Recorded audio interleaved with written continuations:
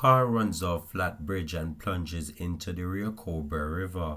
Hi again and welcome. This is Links 007 TV News Report, and we'll be right back with the full details to come. Welcome to Links 007 TV News Report, providing you with the best in local and international news updates.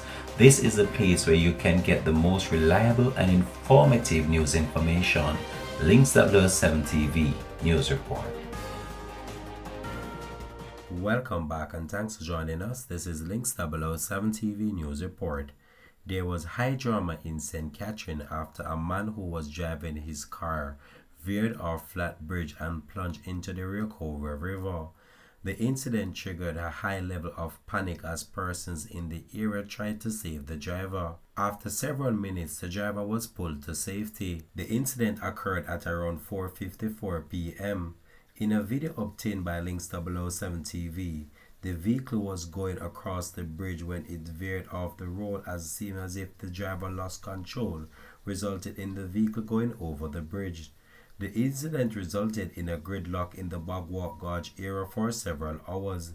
The vehicle has since been recovered following efforts by residents and the authorities. This is the second such incident this year. On Monday, January 27, a man escaped serious injuries after his vehicle that was being towed by a truck ran off the narrow bridge and went into the water. The flat bridge runs across the Rio Cobre, connecting Jamaica's capital Kingston and the capital of Spanish Town with the North Coast tourist areas. It is one of the oldest bridges in Jamaica. Calls have been made for several years for a new and modern bridge to be built in the area, given the frequent level of accident that occurs there. Links 007 TV will continue to track this story and have more details to come on this in a later newscast.